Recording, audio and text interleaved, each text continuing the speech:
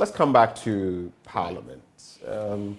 Yesterday, there were some interesting developments on the majority side. On your minority side, you had a shake-up in leadership. Right. And a shake-up that shook the nation, because in this Fourth Republic, I don't remember an instance of that happening midstream, midterm like that. But it did. Yeah. You ousted Haruna Idrisu and a few others and brought in Dr. Kasela Tuforsen, among others. It brought a lot of, and people were even asking, can the NDC mold itself back together? Recently, I heard Haruna Idrisu speaking on the Pulse to Samuel Kojo Brace, and it was interesting. You had gone beyond that and all of that. Only God knows the true reality of it. But then we hear the MPP all of a sudden was going through a similar shift, seismic shift. And I don't know what you heard, but it took us all by surprise yesterday. But now they say they've mended fences. But what did you see in Parliament? Did you watch? Yes. Yesterday I was having a meeting. When I first saw it in the news, I left Parliament to have a meeting with some group of people at Alisa Hotel. So I saw the first deputy speaker speaking on TV, and I saw the headline. I was like, wow. Joseph Osei. Yeah, I was like, wow, okay. I had picked some signals, that something like that was in the offing, but I didn't expect it to be led by the first deputy speaker. But I don't know what considerations he made and decided to lead that protest. But yes, the NDC had its own shakeup, and the first time ever an opposition party have changed its leadership, and it was a major shift. Now, we espoused at the time some positions, some principles, and I am delighted. I mean, that in the public space, most positions that I have espoused based on principle, even when they are unpopular at the time that they are espoused, eventually get to be embraced by people, even though they may use different motives. Because like I say all the time, principles are principles. Principles are principles, they don't change. But the motives that will drive those principles can be different. I mean, so for example, the principle that it is important to have the input of people who are going to be led when you are choosing a leader for them. It's solely democratic. I mean, that is my understanding of democracy. So you're wading into the standing orders and the new bits it says about the fact that if there are going to be the leadership in Parliament must be from Parliament. That is, you determine. It's not the party. Because in that instance where the NDC changed leadership, it was basically at the behest of the party's leadership outside of Parliament. Yeah. So I'm just saying that the principle espoused then was not unreasonable. Right. Because if it were, you wouldn't have seen, members of the MPP today, even though, in my view, with a different motive, but using the same principle. So the principle is that if we are a group of 5 and there is a need to choose a leader amongst us, the 4 of us or the 5 of us should have some level of say in the person who is going to lead the 4 of us. I mean, so that for me is the principle. And I'm happy that both parties are coming to that, position, that there's a need for members of the caucus to have some influence, some impact in who leads them, in the choice of who leads them. I don't think that it is entirely a fair argument to make to exclude the parties, because we are in Parliament based on the ticket of the parties that sponsor us. And so it is critical that the party also has a major, say in who leads his caucus in Parliament. But it is only, what do you call it, fair and decent and neat, you know, if you have the caucus also being properly engaged before such changes are made. What I see, and I don't think I agree with you when you say that it was jettisoned or it has been settled, because I know that exactly the undercurrents... What are you referencing? The majority side protests. But we've heard them. They say the majority caucus has come out to say that there is no such move.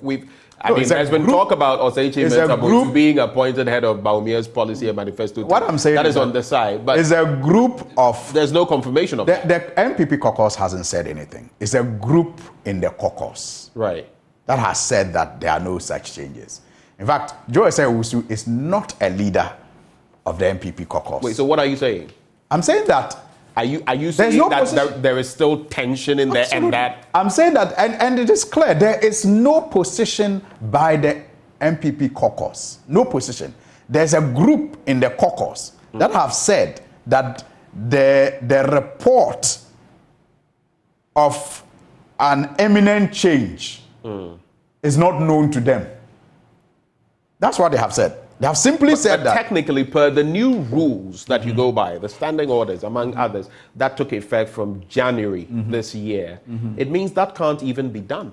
It can't be done. How can it be done? I mean, we are still even going through the process of fully, implementing the standing orders. Only last weekend, the caucus had a workshop on the standing orders. Yesterday, on the floor, there was a discussion about how to constitute the appointments committee to look at the president's, nominees for ministerial positions after his recent reshuffle, based on the new standing orders. So it is not fully implemented. We are still in the transition period. And so it is still possible for... and I see that there is that. Are you effort. picking any intelligence that something like that is in the pipeline? I am quite certain that discussions have gone very far in appointing Alex Afenyo Markin as the new majority leader. And do you know why? Is it because Osei Mensah is not returning to Parliament? He's opted out. What is the reasoning? Is it because Afenyo Markin will... And if you watch, there's been some trajectory. All of those who lost their parliamentary... Frida Pempe, for example, replaced and all of that. And do you think that is what it is? You see, I think that, to be fair, the majority leader and Minister of Justice position is a very, very influential position. So if the president's argument is that he is reshuffling his ministers who are either no longer going for elections or lost in their primaries, I find it difficult why Osei Mensah should still remain as a minister. Because he has removed almost everyone who is not going for re-election from his government as ministers. I mean, have you paid attention to that? He's removed everyone. If you are not going for elections or if you lost in the primaries, you were removed as a minister. And remember, my majority leader is a minister of government business. So what is the argument for him to continue to stay at post? Given that some of us believe that this reshuffle is aimed at, in some cases, raising funds and also giving influence to their candidates who are vying elections and will be leading some electoral process, why will Mensah still be made to keep that influential position that has a capacity to raise the funds that they have appointed these new people to raise for the party and to run the election? Why should Mensah be left? So the influence that is still looking at the trajectory of the president's actions, you feel it only points to one thing. It makes sense for the MPP. It points to one thing. To do what they're doing. To do what they are doing. It makes sense to replace Mensah because all his colleagues have been replaced anyway in the government. All those who are not going for elections or those who lost their primaries have been replaced. So what is the argument for him to continue? But do you think it actually will happen? Do you think it actually will happen? It is very possible, because I do know that the discussions, I mean, we talk to each other. And so the discussions have been ongoing for a very long time. And trust me, look, the point is that there have emerged some ethnic lines and regional lines. And it's been in the MPP for a very long time now, with regard to how the Ashantis in the party feel. They, for example, have complained about neglect when it comes to development in the Ashanti region. It's public knowledge. I mean, you guys report the concerns all the time of the people. There is also the feeling that some positions should be reserved for that region. I mean, for example, you have again followed the running mate slot. Yeah. I knew you were going. Yeah, you know, so clearly some feel that the majority leader slot is an Ashanti slot. You know, but I find it quite unfair and dangerous, because there are really very, very important positions that are held in government, you know, circles by people from the Ashanti region. And it has become even a discussion point for the other ethnic groups and other members of parliament from other regions. There are concerns. I mean, for example, if you look at the chief of staff, works and housing now, roads, ministry, I mean, very, very, you know, in heavy budget ministries are controlled by people in that region. So I got the sense yesterday, and that's what I picked up before, like I said, I saw the second deputy speaker address a press conference. I got the sense that many of the MPs in the Ashanti region, especially those who have not been nominated to become deputy ministers and ministers, feel that it is unacceptable for that position to go to any other region. But I think it will be unfair to Honorable Alex Afenyo Markin. He has served his caucus very well over the years in opposition and in government.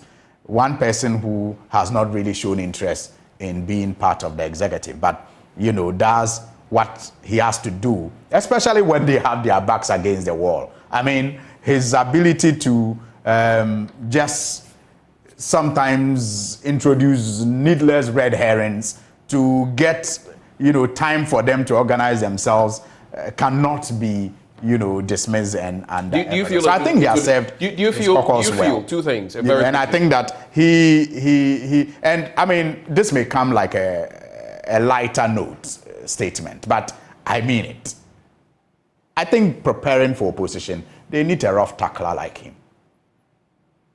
I see. Yeah, I mean, in opposition, you will need people like, you know, Afenyo Markin, who will do the heavy lifting, you know, to put your best foot forward in opposing the new NDC government. And so I think that it will help them if they make him have a smooth transition as their leader in government into opposition. But of course, that could come with consequences. It could be rancorous, and that could also split their side even further. But just give me a straightforward reaction to this. Do you feel Osei Mensah, so after all his years of service, probably, is he the oldest now, apart from Alban Bagman? Yes. The oldest, apart from Alban Bagman, because Alban is speaker. Yeah. So is he being thrown under the bus? And would this be fair to him after all his years of service?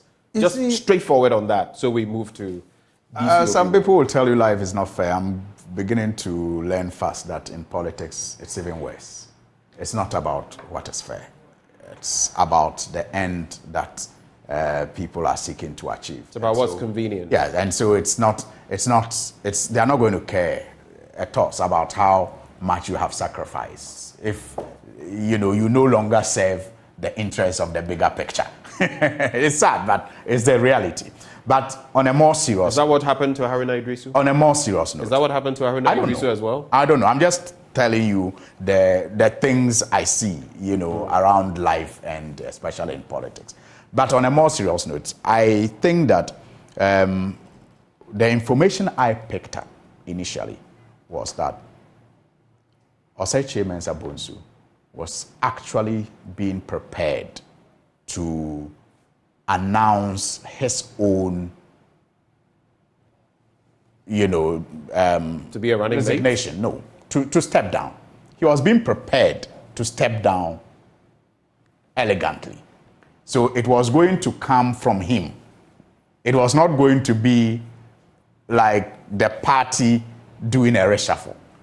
It was going to be like a voluntary decision. And so he was prepared. There were engagements for him to accept the change and lead the change, so to speak. But, some things have happened behind the scenes that made that almost impossible to happen. And so now there had to be some other means to get him out. To get him out, yes. But because the understanding I have, speaking to people in the caucus, is that the government actually, prepared a path for him to exit elegantly. And that would have been, a voluntary decision to step down, to lead the change process and all of that. But unfortunately, they have to